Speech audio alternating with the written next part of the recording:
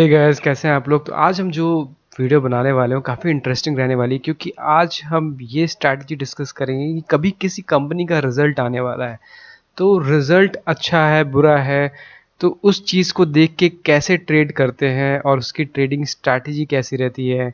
Earnings अगर अच्छी आई ख़राब आई और आईटी सेक्टर इतना गिरा हुआ है तो कैसे, क्योंकि कल टीसीएस का रिजल्ट आने वाला है, कल तो मार्केट बंद भी है। तो रिजल्ट आने के बाद अगले दिन जब टीसीएस का ओपनिंग कहाँ पे होगी और उस टाइम पे क्या हमें उसको ख़रीदना चाहिए, रिजल्ट्स अच्छा रहेगा और अगर बुरा रहेगा तो कैसे उसको ट्रेड करने वाले हैं, इसी पे आज की ये वीडियो रहने वाली है। तो वीडियो को आप एंड तक देखोगे तो आपको काफ़ी कुछ सीखने को मिलेगा। तो स्टार्ट करते हैं ये वीडियो। अभी आपके सामने खुला हुआ है टीसीएस का चार्ट। आप देख सकते हो जो 4500 का स्टॉक जो हुआ करता था वो आज क्रैश करते करते नीचे 3200 तक आ चुका है। मतलब जिस कंपनी की प्राइस 4500 हुआ करती थी वो आज 40% तक गिर चुका है और 3000 पे आया है। और कई लोगों ने ये एवरेज करना शुरू किया होगा। देखो यही गलती करते हैं लोग कि लोग जब प्राइस नीचे आने लगता है ना, लोग उसको एवरेज करने लग जाते हैं। एवरेज करने का एक तरीका होता है और उसी पे आज हम बात करने वाले हैं। किसी भी रिजल्ट आने के बाद भी सिर्फ रिजल्ट आने का मतलब ये नहीं कि आप उसको बाई करते चले जाओ। मैं आपको समझाऊंगा कि कैसे लोग ट्रैप होते हैं और कैसे इससे बच सकते हैं। देखो सबसे इम्पोर्टेंट चीज़ जो समझने की है कि मार्केट या कोई भी स्टॉक का उसका एक लैंग्वेज होता है जिसको बोलते हैं प्राइस एक्शन। अब प्राइस एक्शन क्या है कि बेसिकली जो स्टॉक है वो लगातार नीचे गिर रहा है, ये इसका प्राइस एक्शन हो गया। या फिर वो ऊपर जा रहा है, अप ट्रेंड में है, डाउन ट्रेंड में है, लगातार नए हाइज बना रहा है या लगातार नए लोज बना रहा है। ये होता है मार्केट का प्राइस एक्शन, जिसको बोलते हैं कि मार्केट की लैंग्वेज क्या है। एंड उसी लैंग्वेज पे बेस्ड होता है कि आपको ट्रेड में एंटर करना है या नहीं।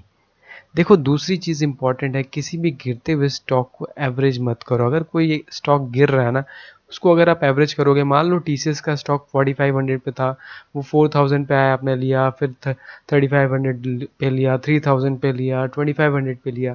ये सही तरीका नहीं होता है किसी भी स्टॉक को लेने का।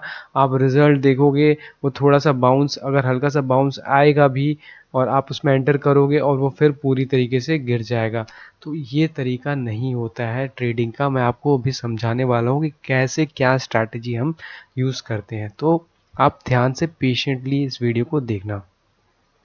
तो देखो बहुत ही ब्रीफली मैं आपको समझाऊंगा कि स्टॉक मार्केट एक्चुअली में काम कैसे करता है, how the stock market works. ये ज़रूरी है समझना। जब आप ये समझ जाओगे ना कि स्टॉक मार्केट कैसे काम करता है तो आपको कभी भी दिक्कत नहीं आएगी और आप किसी स्टॉक में फंसोगे नहीं। और जहाँ पे इंसान फंस जाता है ना, वो लॉन्ग टर्म इन्वेस्टर बन जाता है, 4 साल 5 साल, और बोलता है कि हम लॉन्ग टर्म इन्वेस्टर, जबकि उसने लिया था एक महीने 2 महीने 6 महीने के लिए। देखो जैसे मैंने आपको बताया कि मार्केट अगर अप ट्रेंड में चल रही है तो हम कहते हैं वो स्टॉक बढ़िया है, वो लगातार नए हाइज बना रहे हो, तो इस स्टॉक में आपको डरने की ज़रूरत है नहीं है। और जो स्टॉक लगातार नए लो बना रहा है उससे आपको बचने की ज़रूरत है, उसमें आपको एंटर नहीं करना है। उसके स्ट्रक्चर को चेंज होने की ज़रूरत है कि वो अपना स्ट्रक्चर कब चेंज कर रहा है, बॉटम कहाँ पर बना रहा है। ये ब्रेक ऑफ स्ट्रक्चर जो लिखा हुआ है ना, ये ब्रेक ऑफ स्ट्रक्चर ये है कि हर बार वो अपने सपोर्ट को ब्रेक कर रहा है, सपोर्ट को ब्रेक कर रहा है, सपोर्ट जहाँ से बाउंस आ रहा है उसको ब्रेक कर रहा है। एक चीज़ और ज़रूरी है समझना कि किसी भी स्ट्रक्चर को जब वो ब्रेक करता है, जैसे यहाँ पर इसने इसको ब्रेक किया, तो ये जो एरिया है यही हमारे लिए यहाँ पर आने के बाद इसको इसके ऊपर जाने के लिए तकलीफ होती है। पहला रेजिस्टेंस यही है। आप देखो इसी एरिया में यहाँ से फिर से मार्केट टर्न हो रही है, फिर उसी जोन में फिर से टर्न हो रही है। सपोर्ट एंड रेजिस्टेंस इसी तरीके से काम करता है। जैसा मैंने आपको बताया कि हमें ट्रेंड जो गिरते हुआ जो ट्रेंड है उसके चेंज होने का वेट करना है। वो चेंज कब होगा, जो उसका प्रीवियस सपोर्ट जोन है उसके ऊपर क्लोज होना चाहिए। उसके ऊपर जब निकल जाएगा ना, जो ये जोन है, ये एरिया होता है, इसके ऊपर मार्केट जानी चाहिए, तब हम कहते हैं कि हाँ इसका जो है अब ट्रेंड चेंज हो गया है। ये होता है तरीका। तो अभी रिजल्ट से कैसे इसको कनेक्ट कर सकते हैं वो मैं अभी आपको दिखाने वाला हूँ। ये टीसीएस का अपने आप आपके सामने चार्ट है और आप देख सकते हो कि कैसे टीसीएस गिरा है 4500 से, कैसे नीचे ये गिरता हुआ चला गया है। तो अब इसमें आपको देखने की ज़रूरत है कि मार्केट ऊपर से नीचे आई, फिर थोड़ा सा बाउंस, एंड फिर उसी चीज़ को यहाँ पर इसने ब्रेक किया, फिर एक जोन में ये जो एरिया आपको दिख रहा है, यहाँ से फिर से एक बाउंस और फिर यहाँ से फाइनल ये आपको ब्रेकडाउन दिखेगा इस जगह तक। तो क्या हुआ इसमें यही हुआ ना कि लगातार नए लो बना रहे, जैसे मैंने आपको बताया। अब आपने करना क्या है, मान लो कल रिजल्ट आता है और मार्केट अगले दिन गैप अप खुलती है, तो उस सिचुएशन में क्या करना है। अब देखो, आपको ये ज़रूरी है समझना, ये जो आपको लाइन दिख रही है ना, ये आपको देखना है, ये 3500 और 3400 के बीच का है। तो ये जो कैंडल है ना, ये जो चार्ट आपके सामने खुला हुआ है, ये डेली कैंडल चार्ट है, मतलब एक एक जो कैंडल दिख रही है वो एक एक दिन का है। अब इसको आपको कन्वर्ट करना पड़ेगा आर्ली पे, क्योंकि अगर आप इंट्राडे अगर आप ट्रेड कर रहे हो तो सबसे पहले इसको आपको चेंज करो, इंटरवल को आर्ली पे ले जाओ। अब आप जब आर्ली पे जाओगे तो ये वही लाइन है जो मैंने अभी आपको डेली पे दिखाई, जो हमारा रेजिस्टेंस है। तो इसी रेजिस्टेंस के वेट करना है कि कब इसके ऊपर निकलता है। अगर मान लो कल को ये रिजल्ट अच्छा आता है और ये गैप अप हो जाती है यहाँ पर कहीं 34, अभी 3200 पे क्लोज हुआ है, ठीक है, और गैप अप होता है 3200 3300 के आसपास, तो आपको इसमें तुरंत जंप नहीं करना, आपको वेट करना है इस एरिया में आकर क्या कर रही है टीसीएस का जो प्राइस है, इस एरिया में आकर उसका प्राइस एक्शन क्या रहता है। तो उस समय कैसे मैं आपको दिखाता हूँ। इंट्राडे में अगर यहाँ पर जाकर और मार्केट इसके ऊपर क्लोज होती है, इस जोन में जाकर और फिर इसके ऊपर क्लोज होती है इस तरीके से, तो उसमें हमें ट्रेड लेना होता है। मैं आपको अभी एक एग्जांपल से समझाऊंगा कि कैसे हमने आज ट्रेड लिया है, उस पर अभी मैं आपको बताऊंगा कि हमने कैसे किया। हमने आज हिंदुस्तान यूनिलीवर पे यही सेम पैटर्न फॉलो किया और उस पर ट्रेड लिया है, तो वो मैं अभी आपको दिखाता हूँ कि कैसे किया है। अभी आपके सामने हिंदुस्तान यूनिलीवर का चार्ट खुला हुआ है, यहाँ आप टॉप लेफ्ट कॉर्नर में देख सकते हो, और ये आर्ली चार्ट है। तो जैसे मैंने आपको बताया कि सबसे पहले आपको आर्ली चार्ट पे देखना है कि किस तरीके का उसका रेजिस्टेंस बना हुआ है। यहाँ पर आपको दिख सकता है कि कितने टाइम से, पूरे एक महीने से एक रेंज में था और फाइनली इसके ऊपर कैसे निकला है। तो होता क्या है, आपको पता है कि इसका जो 2300 के आसपास इसका जो हमारा रेजिस्टेंस था, अब ये आपको आर्ली पे मिल गया। अब आपको जाना है डेली, मतलब आज के दिन का कैंडल देखना। तो मान लो आप 3 मिनट का चार्ट या 5 मिनट भी देख सकते हो, तो उसमें जैसे आपको यहाँ पर मार्क कर दिया कि 2900 की जो आपको लाइन दिख रही है, ये वो लाइन है 2900 की। अब आज के दिन क्या हुआ ये आपको समझना है। तो 2900 के आसपास आकर इसने यहाँ पर 2300 के आसपास 2300 के आसपास इसने आकर पूरा अपना एक वहाँ पर एक रेजिस्टेंस बना लिया था। ये एक दिन पहले का है।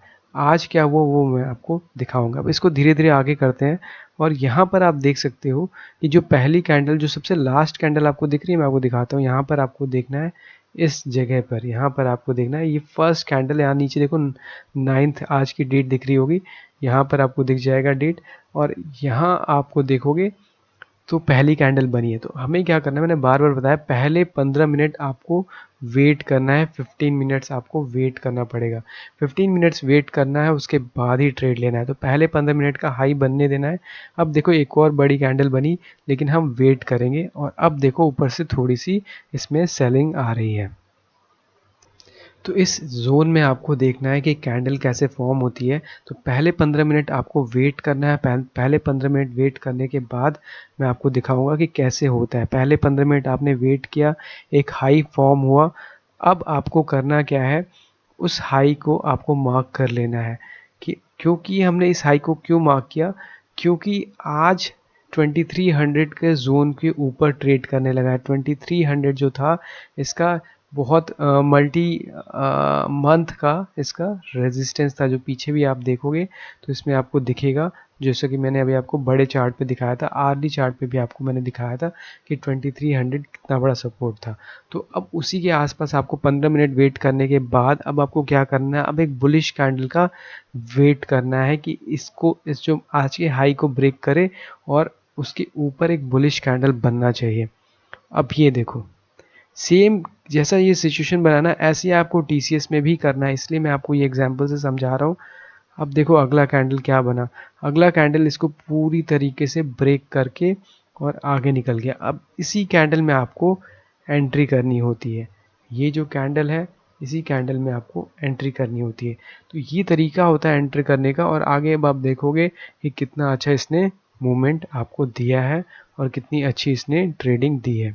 अब आप इसको कैरी फॉरवर्ड भी कर सकते हो, क्योंकि आप देखो कितना अच्छा इसमें अप ट्रेंड बना है। अपने स्टॉप लॉस जो लास्ट स्विंग है इसके नीचे आप स्टॉप लॉस लगा सकते हो यहाँ पर 2300 के आसपास, और क्लोज हो गया 2350 के आसपास। तो ये मेरा रीज़न ये था बताने का कि सेम आपको TCS में भी करना है। TCS का अगर आप चार्ट ओपन करोगे तो आपको दिखेगा कि मार्केट का जो स्ट्रक्चर है वो किस तरीके का है। तो इसको पहले आपको आर्ली चार्ट पे ओपन करना है, और आर्ली चार्ट पे आपको दिखेगा कि यहाँ पर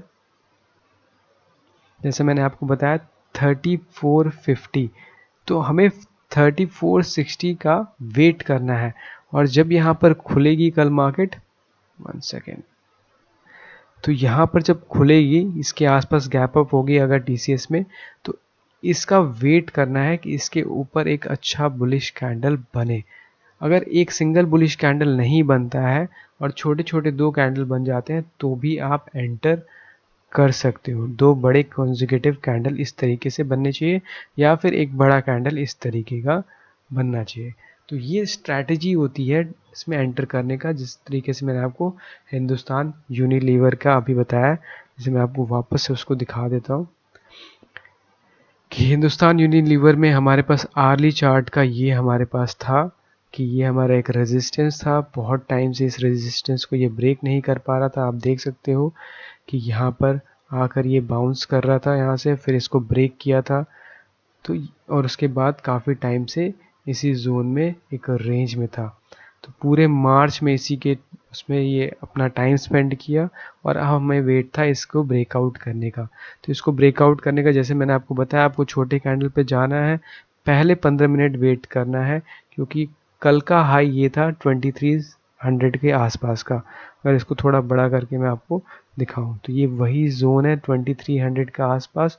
सुबह 15 मिनट आपको वेट करना है। 15 मिनट वेट करने के बाद जब उसको ब्रेक करे फिर आपको एंटर करना है। ये देखो जो लास्ट कैंडल आपको दिखेगी कितनी अच्छी ये बुलिश कैंडल है। तो इस तरीके का बुलिश कैंडल को ब्रेक करना चाहिए पहले 15-30 मिनट के बाद, उसके बाद आपको एंटर करना है। एंड फिर आप देख सकते हो कितनी अच्छी इसमें मूवमेंट आई है। तो ये तरीका होता है ट्रेड करने का, और यही स्ट्रैटेजी मैं यूज़ करता हूँ। तो अब देखते हैं कि थर्सडे को तो कल बंद है, फ्राइडे को जब खुलता है तो TCS कैसे बिहेव करता है, फिर उसी हिसाब से इसको हम ट्रेड करेंगे। सो आज की वीडियो को यहीं तक रखेंगे। अगर आपको कोई डाउट है तो आप कमेंट सेक्शन में पूछ सकते हो। मिलते हैं आपसे अगली वीडियो में, तब तक के लिए take care, see you and bye.